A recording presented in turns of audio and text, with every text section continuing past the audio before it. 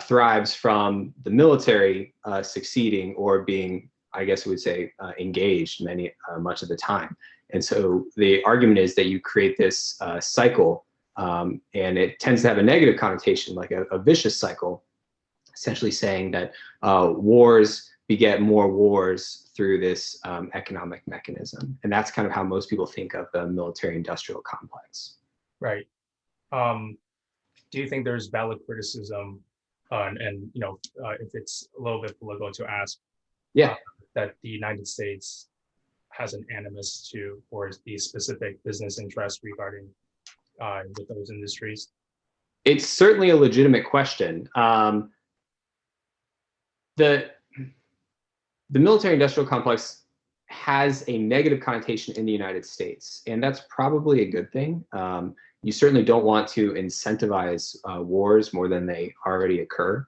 But there are a couple key points that we might want to keep in mind before we start to pass judgment and say, like, oh, a defense industry is automatically a bad thing. So first off, at the least, but probably for the history of warfare, but very clearly since World War II and in the nuclear age, deterrence has been a very important aspect of both military strategy and just diplomatic strategy in general. We may look, or humanity may look back in hundreds of years and say, like, wow, in that post-war era, it's really impressive that we didn't have any type of nuclear conflict. And that was really achieved through game theory, honestly, and kind of understanding the incentives and the deterrence from the other side. So in this case, you can kind of think of a military-industrial complex in some ways as building capacity. And you're basically saying, look, I have all this capacity, so it doesn't incentivize you to start a conflict, because my capacity is there and I'll be able to respond. And likewise, I know my opponent has a certain capacity, so they're not going to, or so I'm not going to instigate anything with them. Mm-hmm. So in that sense, defensive deterrence isn't necessarily a bad thing. Additionally, in kind of a more modern foreign policy context, one of the United States' main exports is arms. The United States certainly isn't alone in that, but it tends to be one of the large arms exporters and dealers. Arms in itself can be an issue, and we certainly, that has a strong negative connotation. But it also allows you to build your network and have some control over what's happening. For example, if every country, or if the United States kind of stopped exporting all arms, that wouldn't necessarily mean that tomorrow we would stop having conflicts. What it would mean is people would start building their own, and we would enter into a type of autarky. And for those of you who aren't economists, autarky, which is kind of an important and interesting concept, is where no trade occurs. So everybody is kind of on their own little island. So if everybody's on their own little islands, they are less concerned about what's happening on your island. And they start becoming more self-sufficient, and they're less concerned about not attacking you. So you could, it's certainly possible that by being kind of a military power that everybody wants on their side, you deter a certain amount of conflicts to happen. The classic example of this in European history would be the Swiss. So the Swiss, while famously neutral, also had the most professional army, arguably, for much of Western civilization or European history post kind of post the Middle Ages. And because they were such a military power, nobody really wanted to fight them. They wanted Swiss troops in their army. And so this allowed Switzerland to kind of have a certain amount of diplomatic control over what was happening on the continent, and at the very least shifted wars away from their borders and potentially tamped certain wars down. So In a modern context where we see this is kind of nuclear non-proliferation. So there's a large, or there is a push right now to have the United States sign a no first use commitment, basically saying no matter what, the United States will not use a nuclear weapon first. And when you think about that, it kind of seems objectively good, right? You're like, well, yeah, of course. Why would we want to nuke anything? That's awful. We don't want to do that again. But there's a hidden effect when you think about it. So the fact that the United States has a nuclear arsenal, and a sizable one at that, creates an umbrella. And it creates an umbrella around the United States network of allies. If that umbrella were to shrink and say like, hey, the United States won't necessarily respond to an impending or imminent attack on South Korea, for example, South Korea might get quite nervous about this. And so that would incentivize them to develop their own nuclear deterrent. And now you have a decentralization of nuclear warheads, which could, at the very least, present the possibility for an increase in likelihood of a miscalculation in an incident. So there's kind of a lot of second and third order effects that have to be thought over when we start talking about military industrial complex. Even though it somewhat deserves that negative connotation, there's a reason why it happens. And most of those reasons tend to be defensive. Right. Just a follow-up question, I suppose. In the 1980s, President Reagan, of course, he justified a lot of the arms sales to countries like Saudi Arabia for the reason that you brought up, that it's better that if Saudi Arabia is using our weapons, we could control how they use it. And of course, there's the famous Kirkpatrick doctrine, which is we prefer our authoritarian friends to totalitarian allies. Given that there's a quite, I suppose, questionable, not to name any countries specifically, the use of American weapons. To what extent do you think that's been true, that America has been able to control other nations' foreign military policy through the supply of arms? That's a very legitimate question. It certainly hasn't gone perfectly. I think that's not hard to defend.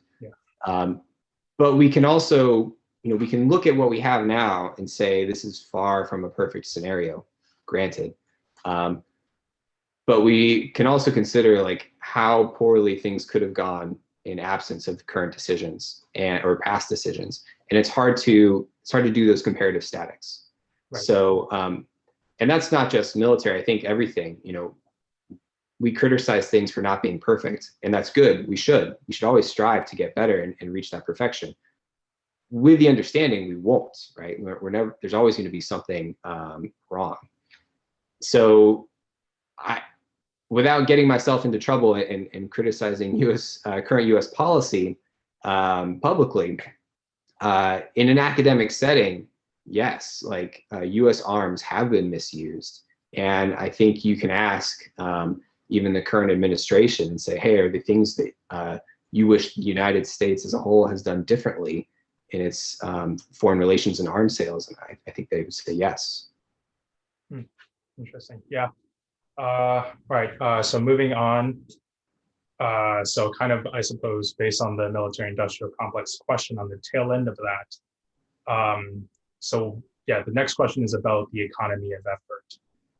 So historically, we've talked about this, I guess, in an academic sense, that in the Second World War, the Allies were able to win because we had a superior economic system, and our economies of scale were just better than Germany and in the long run. General Omar Bradley, of course, famously said, strategists or experts study logistics, something along those lines. Yeah.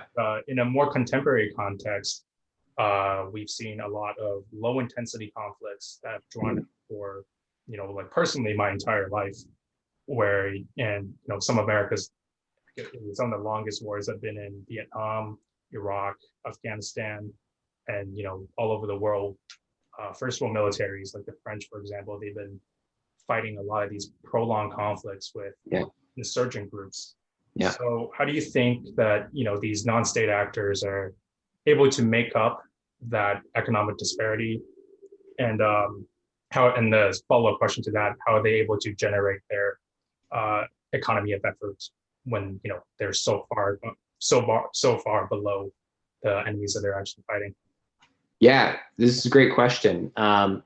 So when we think about conventional warfare, that's quite expensive from an economic base to wage, or it can be, at least depending on who you're fighting.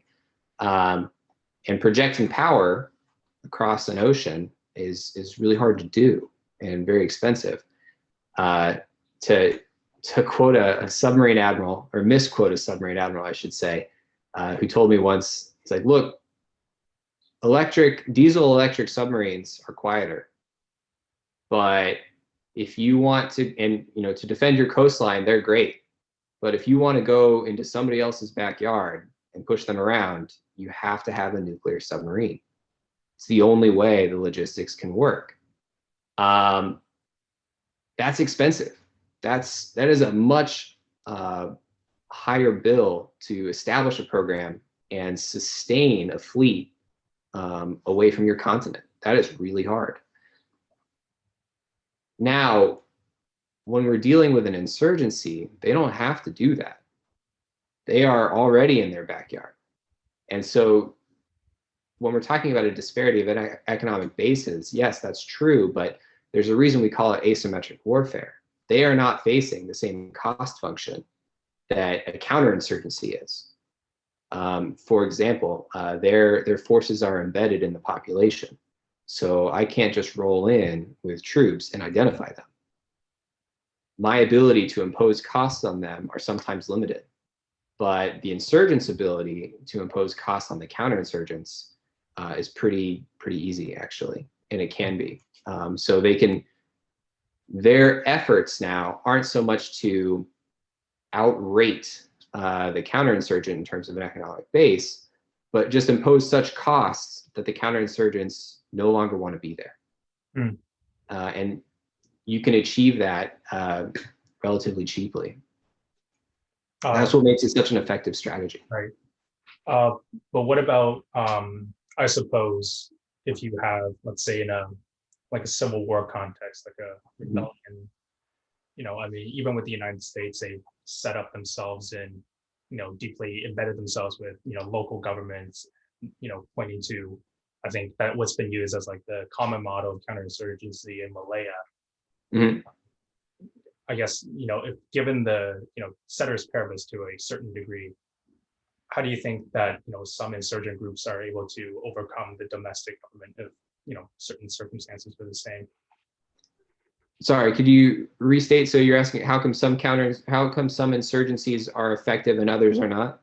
Well, I mean, like, given the fact that, if foreign power doesn't have to project it to a certain degree, if you're given a local government, how are they able to wage that war of attrition, I suppose? Well, so, war is politics, right? It's an extension of politics. So these are all political questions.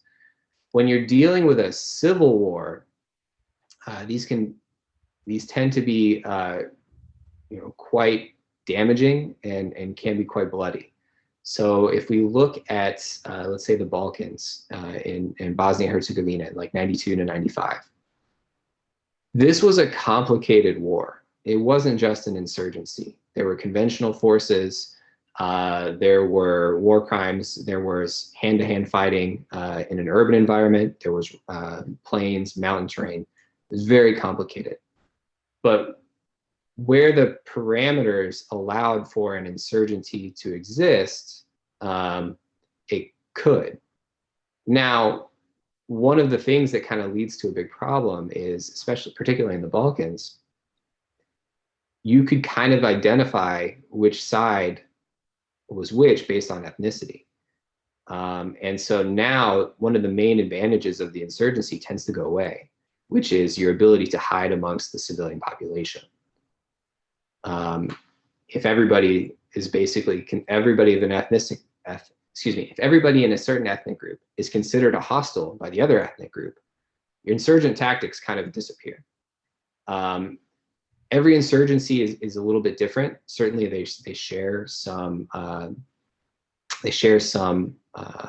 traits, but in terms of an economic lifeline, yeah, you still need to start generating some type of income in order to sustain your fighting force. Some can do that better than others. Looking in the Middle East, there were a lot of ways they could do that.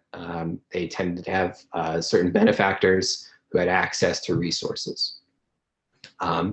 If you look in the Balkans, that was actually quite an interesting one because the Bosniaks, basically you had three groups. You had the Bosniaks, you had the Croats, and you had the Serbs.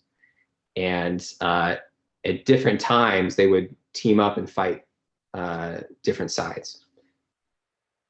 Well, the Croats had control essentially of the coast, and that's where all the arms were being funneled in. And so what we saw in the development of that war is when the Croats and the Bosniaks were aligned more or less against the Serbs, that's how they generated or sustained their military force, through smuggled arms on the coastline. When the Croats and the Bosniaks started fighting each other, that dried up. And so the Bosniaks all of a sudden started targeting ammunition dumps in order to gather resources to continue their fighting effort. So all of these are idiosyncratic, but maintaining some way to fund your fighting force is always important. All right. So moving on to our next question, regarding less, I suppose, direct military aspect of applied economics, is sanctions. So, we've seen sanctions has been used as a pretty popular form of soft power to a certain degree. And recent years, we heard a lot about it in the news, with penalties being on countries like Iran, Venezuela, North Korea, Russia, and the renewed embargo on Cuba. And so the question is, how effective are sanctions in, I guess, deterring unpalatable state behavior?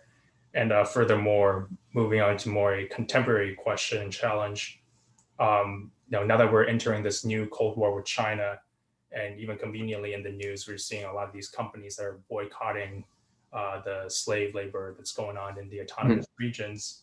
Do you think this is an effective strategy to kind of not escalate the conflict between the two world powers, but also discourage China from doing things that we don't like in the international community? Yeah, good. A loaded question there. Yeah, good question. So we'll get to China in a second. How effective are sanctions? Well, it depends. It depends on how vulnerable the country is, and basically how good your cartel that's imposing the sanctions is at sticking together. So for those of you who aren't economists, there's when we talk about a cartel, it's essentially a group that gets together and colludes to influence something, generally price or supply. But they get together and they make an agreement. Cartels tend to be unstable because let's say that me and Steven here get together and we say what's an example? I don't know. We have all the ramen noodles. When I was in college, I used to have a ton of those cup of noodles. That's what I survived off of. So we have all the cup of noodles on campus. And we say, all right, we're not going to sell any for less than $20 a cup. That's an insanely high price, right? But we have all the supply, so we can kind of do that. But then as soon as I leave Steven's dorm room, I'm like, well, I have half the cup of noodles. I could sell mine for $15, and everybody's going to buy mine, and nobody's going to buy Steven's, and I can make a ton of profit. And similarly, Steven has the same incentive. And so the more people you put in that cartel, the harder it is to control the sanctions that you're imposing, right? Which is essentially some type of behavior control. But everybody tends to have an incentive to deviate, to defect from that agreement. Now, OPEC, right? OPEC is actually a cartel. It's a group of petroleum exporting countries, and they agree the supply of oil that they're going to export, and that targets a price level. What tends to happen is one country is like, you know what, I'm going to cut my, or I'm going to increase my supply a little bit so I can sell more, and at this high price I can get more money, and this is good for me. It's bad for the cartel, but they can't really stop me. And so they do this on the side. And they do that until Saudi Arabia gets pissed, and Saudi Arabia, having the largest supply of oil, just floods the market, and the price tanks, and everybody else starts to cry uncle, and they're like, sorry, let's go back, we'll abide by the rules. And then Saudi Arabia restricts supply again, the price goes back up, and everybody plays by the rules for a little bit until they defect again. Sanctions are essentially the same thing, right? You're getting countries together and imposing some type of control. They work as long as all those countries have the ability to impose that control and the incentives don't get high enough to defect.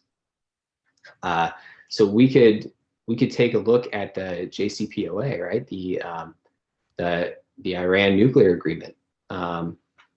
In this case, the Western Alliance, if you will, had a strong incentive to stay together. They really didn't want Iran to get some type of nuclear material or nuclear program going. And that only worked up until the United States was kind of lured away to defect. And they said, nope, I've had enough. I don't care about the deal. We're going to do this. And so that cartel broke. That's a much more complicated picture, and there's a lot going on the side that we could spend semesters talking about. But sanctions are really a function of how well can you control its behavior. Right. Sometimes it works, sometimes it doesn't. For China, this could be. I don't think that's going to, economic sanctions aren't going to work as well as we would expect on a smaller economy. The Chinese economy is massive, much larger percentage-wise of the world GDP than, say, the Soviet Union was back in the Cold War. So we're dealing with two very different animals. Right. Do you think that a common criticism against sanctions that I've come across is that oftentimes the state will pass on the cost onto the citizens, so you end up hurting the people instead of coercing the state to do whatever it is that you want. A lot of people blame in the 1990s for a lot of the sanctions on Iraq, that they blamed a lot of domestic debts on the foreign powers that imposed sanctions on Iraq. To what degree do you think that is valid, and is that a reason that we should stop sanctioning countries? I mean, yeah, that happens, but it's not as simple or as idealistic, I guess, as saying like, well, sanctions will sometimes hurt an innocent population, so we shouldn't do them. Well, what's the alternative? Are we going to allow maybe Iraq to start another war that's gonna cost a lot of lives as well?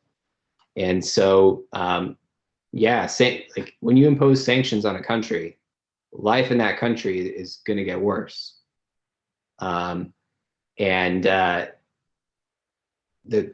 It's kind of goes in line with the double effect principle a little bit that we talk about in just war theory, saying, well, what is the intent here? Are you going after a good effect or a bad effect? Well, we're targeting a good effect. There's a bad effect that kind of comes as a unintended consequence of that. As long as you're doing everything you can to mitigate and prevent that bad effect and putting all your effort into that good effect, we say that is sanctioned by the different use of the word sanction, but approved by the just war theory under the double effect principle. It's a hard thing to do. Yeah. All right. Yeah, so as we've brought up a few times over the course of the first few questions, so we're going to circle back to a very important concept, which is game theory. And you've personally done a lot of work on game theory. So in 2008, I came across one of your papers, which was, specifically in regards to the Iraq War. And what you did was that you used the premise of game theory in conjunction with Clausewitz's theory of just war to kind of model the Iraq war casualties to see within, I guess, the theory of justus bellum. I'm not explaining it very well. I'm not very good at math and statistics, like the math side of things. People who've known me for a long time know that's a long time running joke. So I guess in layman's terms, could you, number one, explain game theory to those of us who might not have a lot of economics training, and yeah, and the premise that you used in that paper, how were you able to apply it to Clausewitz's theory of just war? Sure. So game theory is a very broad subject, but you can kind of think of it as balancing incentives. So economics is all about kind of understanding why people make decisions or how people make decisions. And then game theory is when your best response, your best decision depends on what somebody else does. And so now you two are in a very simple game. So in that paper, which is good on you for digging that up, that was a long time ago. Yeah, I was 7. Yeah. I was a junior in undergrad.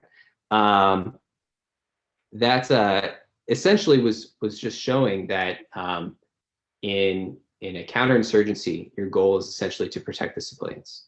If we make that assumption, we say, okay, we want to win the hearts and minds, so we want to protect the civilian population and build the economy and get them, win their hearts over. Let's say that in pursuing that goal, you said, okay, cool. We will therefore not tolerate any civilian deaths, period, dot. Well, now you've just given a pretty good incentive for the insurgents who you're fighting to use civilian shields. If they know that you're not going to tolerate any civilian deaths, they now have leverage over you. And the net result is it actually is possible that could increase civilian deaths. And so what I did was I just took a simple game theory model and showed that and said, look, we need to think carefully about how to minimize civilian deaths. It might not be as obvious as just a blanket statement saying no civilians, period. That might not be the minimum. Yeah, and a paper you recently wrote to go in conjunction with this discussion that will be posted on our site soon was that you used a similar game theory model in regards to Taiwan and mainland China. Could you talk about that a little bit, the model that you proposed? And yeah. So this is a one of the cool things about economics is in research right now is kind of the application of networks, and so how things are connected. This is particularly important in conflicts. So some of my research is looking at to see how alliance networks form and what the dynamics of those are. This is just a basic example is if you take a look at the PRC, the People's Republic of China, and say a loose network in the Western Pacific, including the United States, Taiwan, and one other country, just theoretically. The network dynamics here are quite interesting. So China basically wants has stated that they want Taiwan to be under control of the Communist Party, that it is a renegade province and part of China. I don't think Taiwan wants that. I won't speak for them, but the United States doesn't want that. And so we'll just say for our purposes that the network doesn't want that to happen. They want to maintain their sovereignty. There's a question though. If the People's Republic of China actually started an invasion or tried to start a shooting war with Taiwan, would Taiwan's allies get in that fight to defend? That's the question. And the argument in this model is saying, well, when you're analyzing that game, like one side will kind of attack when they think they can win, but they don't know if they can win because they don't know if the allies are going to show up or not. And so now we're trying to understand that game. What gives the incentives for the allies to show up? Can they credibly commit to doing that? So we talk about this in a 3-stage game, really. So we'll start at the end. The end of this game is a contribution game. Will the allies show up or not? And when we model this, we kind of model it with certain probabilities. And we say each state, each individual country has its own strength, some military strength.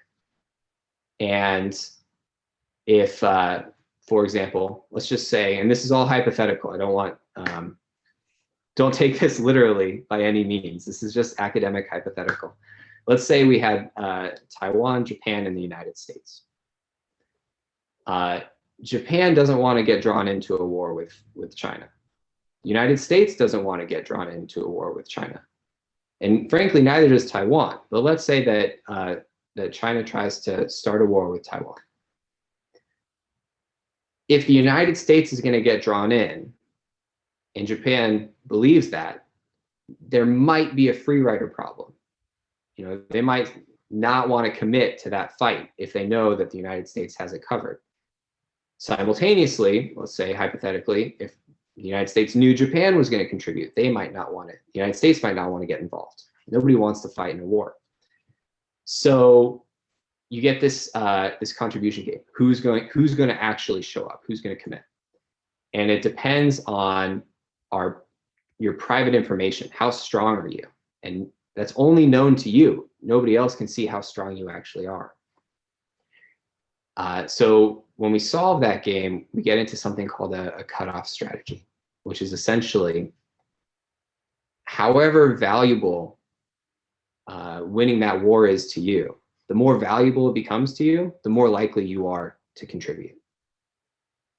I may not know, let's say it's, for a simple, more easy discussion, I'll say it's me, Stephen, and Liam. And then we'll say Nate here is the attacking force. So Nate's going to attack Liam, right? Now it goes to Stephen and I. I'm like, Stephen, you got to go help Liam out, man. He needs you. And Stephen's like, well, no, you got to go help him out. Like, he's bigger than me. You got to go do it. And the intuition here is like, well, whichever one of us really cares about Liam, it could be both of us, but whoever cares more is more likely to contribute. Who doesn't want that to happen? Who gains the most from this, from winning this fight? Everybody in this game knows that. And so they take that solution and they roll it back into, am I going to attack or am I not going to attack? And take, for example, that let's say Liam and Nate, really don't get along. And Liam knows that both Stephen and I really care about him. So he's going to start like pushing around Nate. And if he knows we're going to be there, then he is more likely to start a conflict.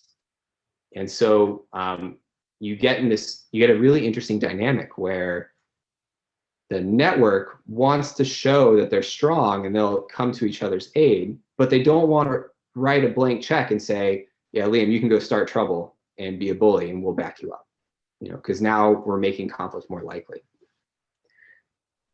We fold that back to the final stage.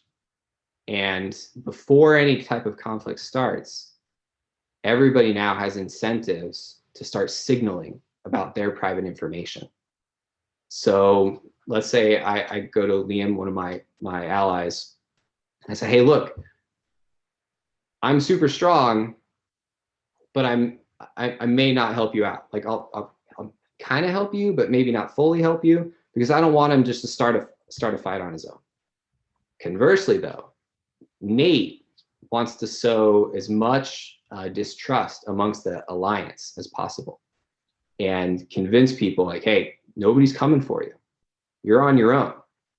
And now he has the ability to kind of pick people off one by one. So it's actually quite an interesting model and would really help analyze your optimal strategic response. So how best do I want to strengthen this alliance to deter a conflict? It's not, take for example, NATO. I'm sure you guys remember kind of the defining characteristic of NATO is Article 5, right? An attack on one is an attack on all. That could be problematic in the Western and the Indo-Pacific, because if there was a blank check to any, we'll pick a country and say, hey, an attack on you is an attack on all. Well, that country might want to start something. Be like, well, I really don't like this, so I know that the United States and every other ally has my back, so I'm going to take this reef. Well, now we've now committed ourselves to a large-scale conflict. So this is a model that's kind of optimizing how do networks form, how are people forming expectations about who's actually going to show up to this fight, and how best can we manage these parameters strategically. And yeah, as you're talking about it, there's almost a connection between almost the military-industrial complex side of it and the alliance side of it, that you could be encouraging nations to go to war with your weapons if you kind of commit to them unconditionally. So potentially, yeah. And actually, so one of the ways that the United States kind of creates credible commitments is by staging forces overseas. So, for example, let's take the Korean Peninsula, for example. That over the years has been quite the flashpoint, and that requires strong commitments from the international community, because remember, that's actually a UN-led fight. That required strong commitments to deter further aggression across the DMZ. And so the way that they created those strong commitments was by putting foreign forces on the Korean Peninsula, so that if South Korea was attacked, it wouldn't be they wouldn't, like the United States wouldn't have the ability to kind of renege on their promise. If South Korea was attacked, US forces are attacked because they're there. And so that dispersal of forces is a way of credibly committing to the alliance. And same with weapons a little bit. So you can take, for example, Taiwan. The United States doesn't have a ironclad legal obligation to defend Taiwan, primarily because they want some strategic ambiguity. They don't want Taiwan to instigate the People's Republic of China. But see, they also don't want the People's Republic of China to come across the strait either. So how do you create a commitment but not a blank check? Well, one of the ways is providing their military with forces. Say, okay, here, we will give you weapon systems, defensive weapon systems, and now we have established some level of commitment to you, and but without actually having the force of Article 5. So would you say that it's kind of an alternative almost to with arms treaties, or yeah, and controls? This doesn't have to just be militarily. A lot of this tends to be economic, right? So if we can create economic ties, we still have a strong alliance, but it's loose enough to fit the demands of the region. Okay. All right. Yeah, moving on from the Sinosphere, I suppose, more closer to North America. Mm-hmm. On the civilian side, you've also worked as a consultant for the World Bank Group, and your work is focusing on the maritime economy And there's, I think, with climate change and maritime trade growing like every single year, it's becoming a greater issue to discuss, especially with countries like China trying to build up 400, 500 ship navies. Yeah. And and also the fact that the United States, correct me if I'm wrong, they have taken on the role of like maintaining that freedom of navigation for commerce around the world as kind of a commitment to one of the primary missions of the United States Navy, maintaining freedom of the seas. So for us Canadians, and I suppose to even Americans as well, with global warming, we are seeing that in the Arctic, there's talks of this new Northwest Passage that's coming through, and it's running through an area that's super rich in natural resources. Mm-hmm. And of course, you have Russia, Canada, the United States within a very close proximity. And I think shipping technology also kind of, even China to a certain degree, very close to that Arctic Circle. So with these very, I guess, tempting economic interests, that would stage very powerful actors on almost the shore of Ottawa and Washington. What kind of security threats do you think are most likely to emerge? And a subsequent question, do you think that the United States Navy currently has the tools to respond to any of those? What are the challenges that you perceive? Yeah, this is a very good question. The short answer is yes, the Arctic Ocean is going to become very strategically significant, probably more than it has been, as these sea lanes start to open up. It's going to be, I don't think anybody really knows how it's going to play out, but it could be quite dynamic. And also the way we structure maritime laws is going to play a factor.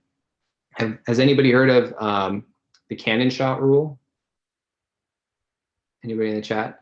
So for a long time, yeah, go ahead. Somebody, Mr. Hanlon, tell us what the cannon shot rule is. Hey, Peter. So the cannon shot rule is the kind of traditional idea of how far does a country's territorial waters extend. And for a long time, the not officially agreed to, but commonly understood idea was a country's territorial waters extend as far as their cannons are able to shoot. However far they can defend, they own. Yep. Now in the 1980s, with the passage of UNCLOS, we formalized 12 nautical miles. But now in the modern era with land to sea cruise missiles that can establish a range of 1,000 miles. Yeah. Well, here's a kind of incentive for countries like Russia. 1,000 nautical miles from land from Russia going into the Arctic Circle buys you the Arctic Circle. Yes. And Brendan actually probably has a lot more hands-on experience about the Arctic Circle than I, having potentially maybe spent some time up there. The cannon shot rule basically says your national territory ends where you can defend it. And now we've formalized that in international law at 12 miles. But interestingly, the United States isn't a party to UNCLOS. And while we support its definition, we aren't officially a party. And so it might be in the United States and the Western Alliance more broadly's interest to for the United States to join that. Now, politically, that could be quite hard. There is one advantage that the United States and Canada and the Western Alliance really have, which is having gone through the Cold War, we expected ICBMs to come from over the polar ice cap. And so we've already integrated, to a certain extent, our national security based on that. So for a lot of national security planning reasons, the United States and Canada are kind of treated as one entity, and we share the burdens along with a lot of Northern Europe as well.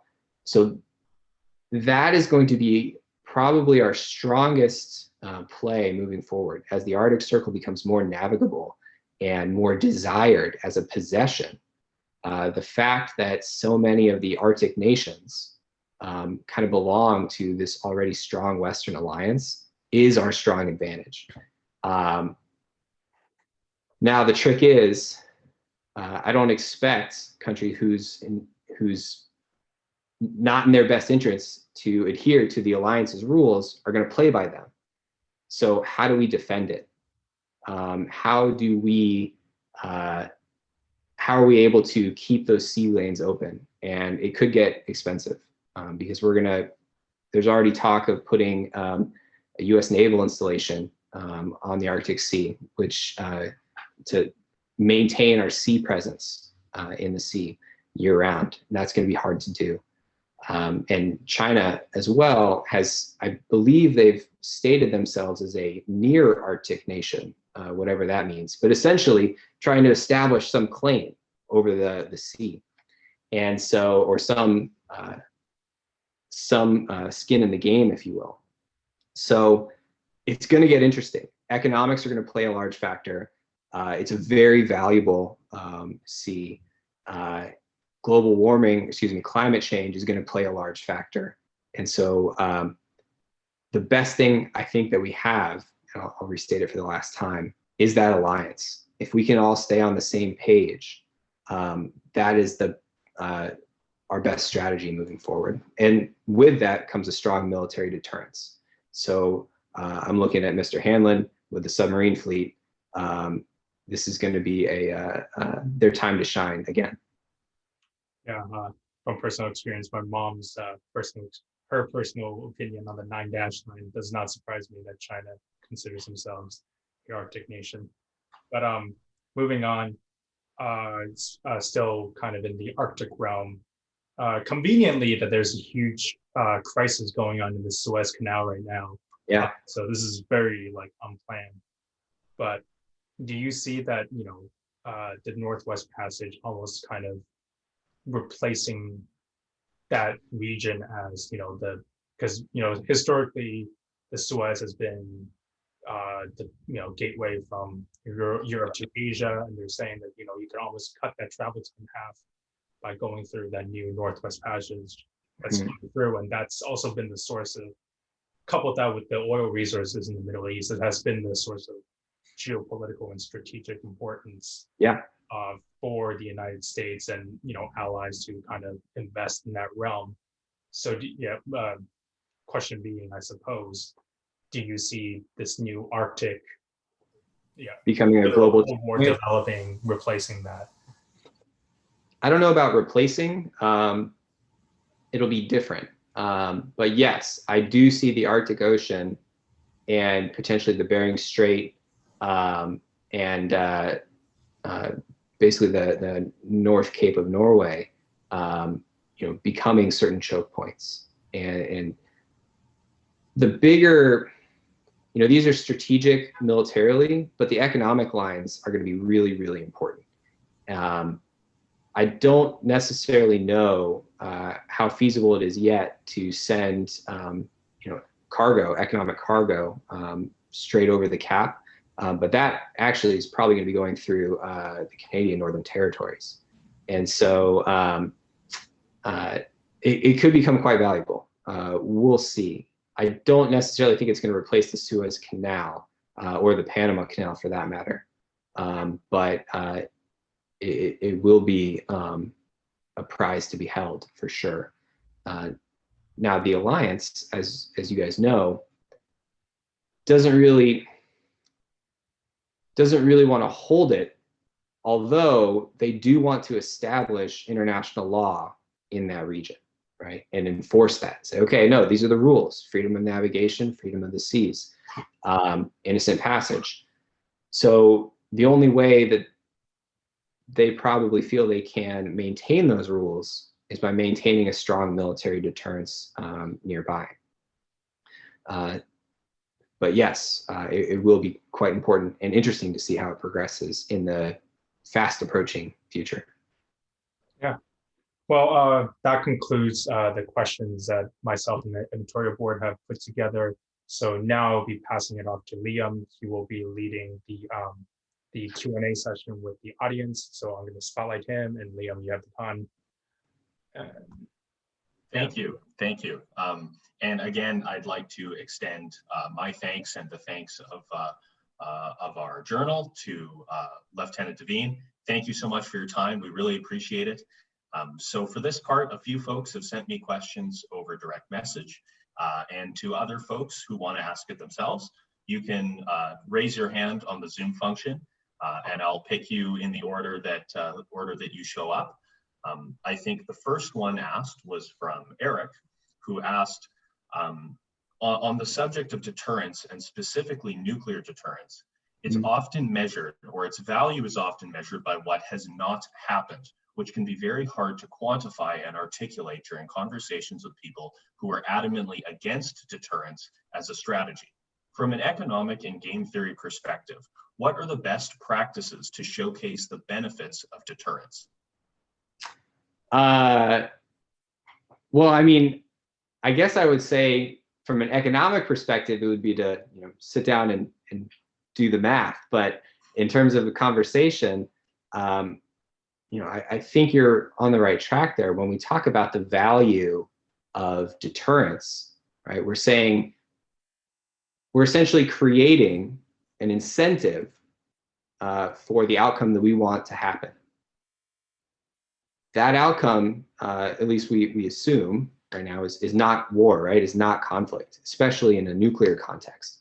So when we think about, when we think about the nuclear era, the nuclear age, it maybe not surprisingly corresponded with the rise of economics, right? So economics is an academic discipline and this game theory, and we developed strategies to get the outcome that we wanted.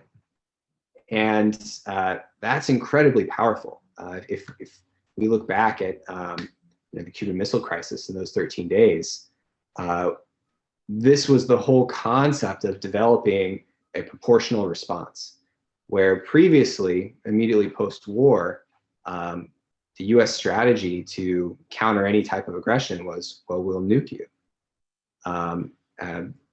General MacArthur, when fighting the Korean War, his response to China potentially getting involved was, let's just nuke him.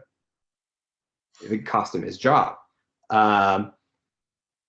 We quickly realized, right, if that's your strategy, as soon as somebody else gets a nuclear capability, that is no longer going to be very safe, right? If you respond to any incitement with a nuclear response, there's too much possibility of a miscalculation, and what somebody lets one fly. And so we developed this proportional response so we could avoid the worst outcome. And this is all about game theory, right? We build this deterrence, not on a hair trigger, but with chance for what we would call in game theory is forgiveness, right? So if you take an action that I don't like, I don't immediately respond with an ICBM. And we allow for a slow escalation with the ability to forgive and go back to base level. But it's the ability to have that arsenal behind you that the other side knows, hey, I don't want to go up to the top rung. And that is kind of the benefit there. So what's really interesting right now is a lot of these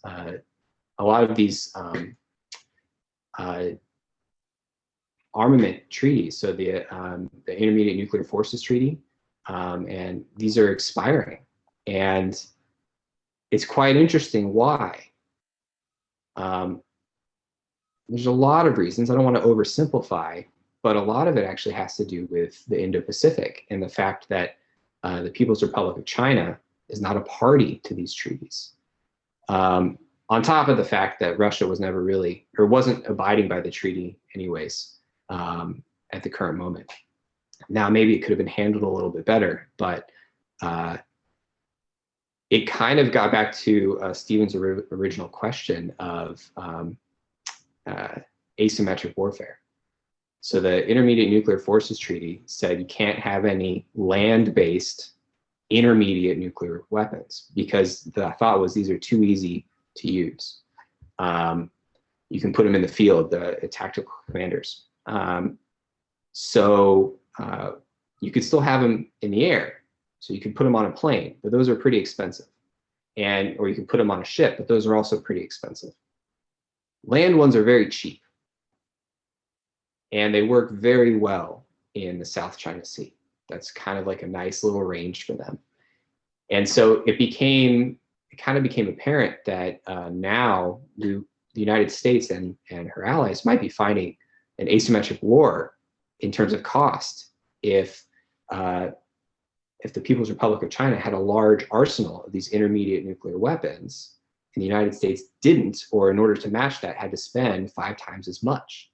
That was unsustainable. And so in order to create a deterrence, they went back to withdrawing from the treaty. I guess to summarize and get back to your question, how do you argue from a game theory perspective that deterrence is valuable? It's really the only way to ensure, or it gives you the best chance of getting the outcome you want. And so you're setting up mathematically incentives to get to that outcome. Otherwise, you're just hoping that it'll happen. And as we say in the military, hope is not a course of action. Well, I certainly know that recently I think the UK published a big diplomatic paper on reinvigorating their armed forces for the next number of decades. Yeah. And what came as a surprise to a lot of folks is, I think for the first time since the Cold War, they announced or any Western country announced an increase in its arsenal of nuclear weapons. Yeah. And I think one of the major reasons they cited was this proliferation of intermediate range, and I can't remember if hypersonics was among them, but novel and dangerous new forms of nuclear weapons. So I suppose Britain certainly sees the value in that. It's a hard sell to the public, and it should be, right? Nobody wants nuclear war, and nobody wants nuclear weapons, but it serves a strong deterrent, and application of game theory allows you to get to this peaceful solution through this deterrence. And without it, we would be in a big pickle. Mm-hmm. And on the theme of game theory, in this kind of environment that some would argue is now no longer a unipolar world, or many argue it's no longer a unipolar world, do you believe that the concept of Thucydides' trap and that whole game theory idea, do you think that's going to play a role in the world, or is such a strict adherence to game theory not realistic for governments? Well, so game theory is quite broad, right? So, I mean, strict adherence to game theory is kind of the same thing as saying strict adherence to rational action, because that's kind of the fundamental assumption, right? We assume that people act rationally. I wouldn't, if somebody was acting irrationally, actually, so I knew that in some way, I wouldn't be trying to engage them in a game. I wouldn't be able to predict their actions or understand their thought process. For a Thucydides trap, it is quite interesting. So for some of the audience who maybe never heard of it, it's this long-standing argument that when there is a dominant power and a rising power, that war is inevitable. That's not always the case, as a matter of fact. And there have been documented instances where a rising power and a dominant power did not go to war. Chief among those, you could argue, the British Empire and the United States at the end of World War II. China is going to be a very interesting development in the world geopolitic, and I really should say the world geoeconomic in the next century. They have, as it seems, a strong economic model that dovetails with authoritarian government. And previously we hadn't had that problem. So the Soviet Union, if you assume that they're authoritarian government, their economy was nowhere near the scale of the United States, and couldn't really compete.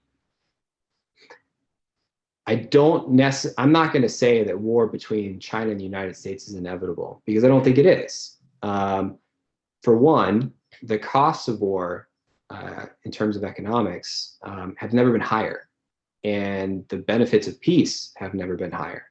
So the fact that our economies are so closely intertwined means we have a strong incentive not to fight it out. We still have things we disagree on strongly, things like sovereignty and human rights, and those don't go away. But I think there is certainly a possibility through the application of game theory and strategy to avoid a shooting war, or both sides are going to look to the end result and say, that's not in our best interest. And so by acting rationally, they'll be able to find Nash equilibria, right, where both sides kind of get some of what they want, and avoid the worst case scenario.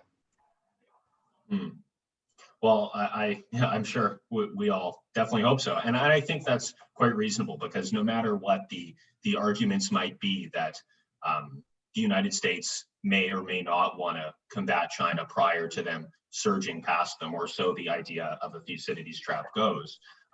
Whatever the outcome, it cannot be better than a war, surely. Yeah, so I don't subscribe to the argument that the United States will see a rising China and say, oh, well, starting a war is preferable to stopping them from surpassing us in some type of metric.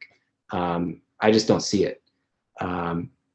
But that doesn't mean that the possibility for a miscalculation doesn't exist, because it certainly does. So that is where the United States tries to push authority to the lowest level. And I think one of the nice things is we tend to treat people as thinking. And so we say, hey, look, if you don't think that this order makes sense, then you have the ability to say, no, that's an illegal order. Now you better be able to justify that when you get home. But it kind of allows in this game theory process for forgiveness, which is a key property in what you need to attain that good equilibrium. Thank you. I have a question here on the chat from Ryan, who asks, what do you see as a possible mutually beneficial outcome to overcome the prisoner's dilemma in Afghanistan? How do you see actors like the US, the Afghan government, the Taliban, Pakistan, and regional actors overcome these potential short-term costs associated with that outcome? So that's a very complicated game. Can you be a bit more specific on what outcome specifically you're talking about?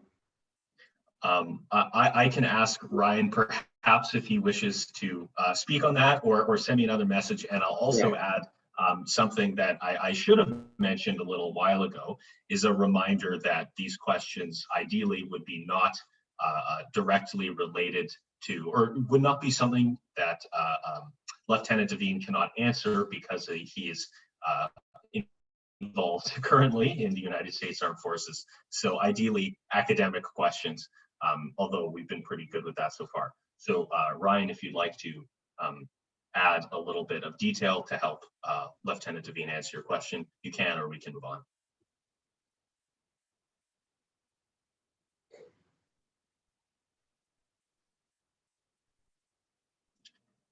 All right. Could you say the question again for me, and I'll try to do my best? Sure thing. Ryan just put on the chat, pulling out by May 1st in accordance with the Biden administration and Secretary Austin. So I can put, I'll reread the question with that added context. What do you see as a possible mutually beneficial outcome to overcome the prisoner's dilemma in Afghanistan? How do you see actors like the United States, the Afghan government, the Taliban, Pakistan, and regional actors overcoming these potential short-term costs associated with that outcome? Yeah, that one's going to be quite difficult. I understand now. So the United States, the United States has basically made statements that it wants to get out of Afghanistan. It doesn't want forces there anymore. And prior to the United States leaving, it wants some type of agreement between the Taliban and the Afghan government. And as you guys know, well, once the United States leaves, now one side has an incentive to deviate, right, to defect from that agreement. To create a stable equilibrium here, you have to have credible arguments, right? You have to be able to have what we would call in economics, maybe poorly termed in this case, but a credible threat, right? If I tell you, like, you better do something or else I will, grab you and we'll both jump off this bridge. Well, you're like, well, that's not credible. You're not going to jump off a bridge.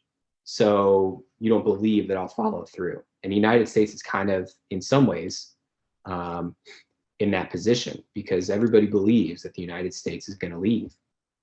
And it's going to be hard. The long run answer, if I had, omnipotence, would be to build an economy in the country.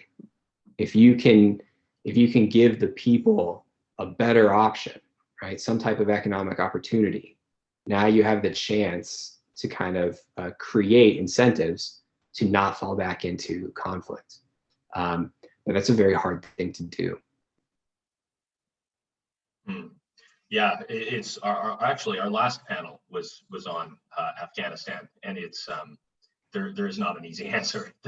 Basically, we have another question from Casey, who asked, how does the U.S. build up a defensive deterrence without letting the defense industry call the shots on a buildup or pressuring the government into buying more of their products? Yeah, so fair question.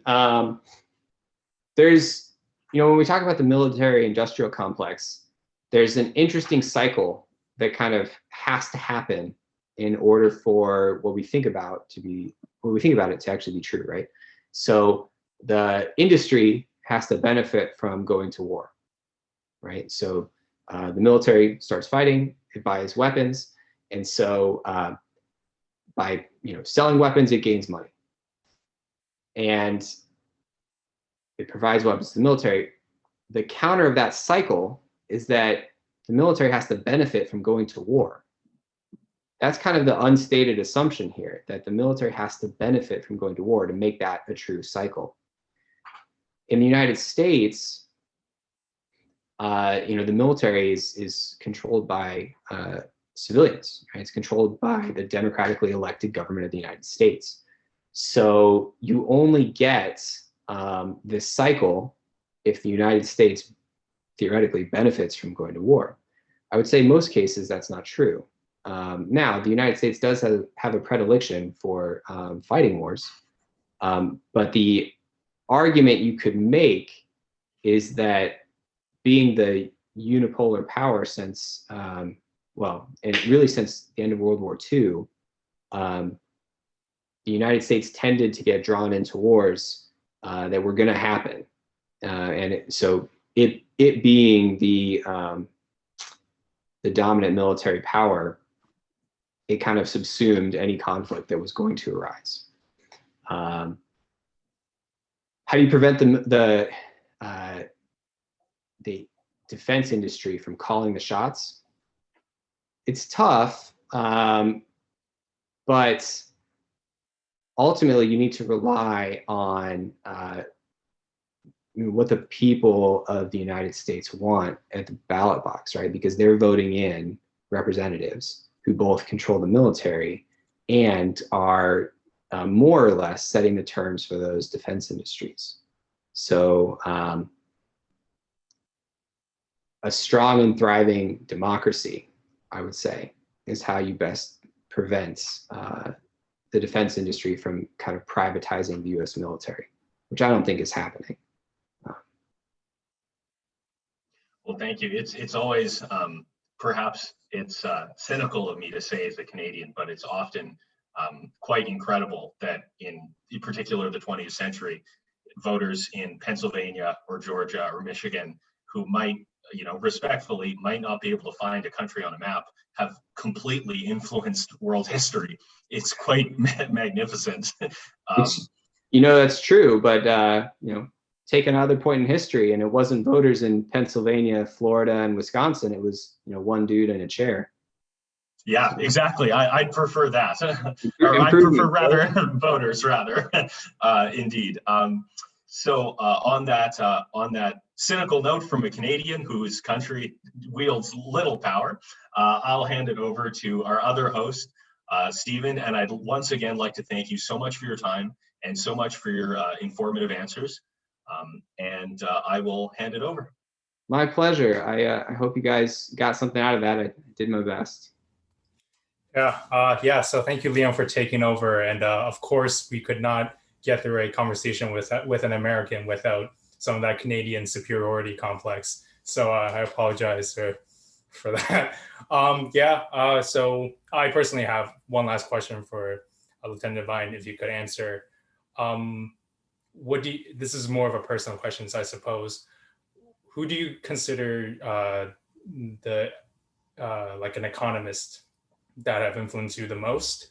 And if you are to recommend someone who don't know too much about economics, what kind of books or authors would you recommend?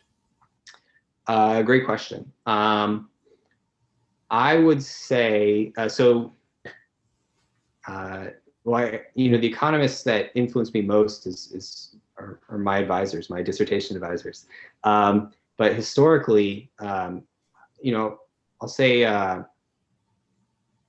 probably currently is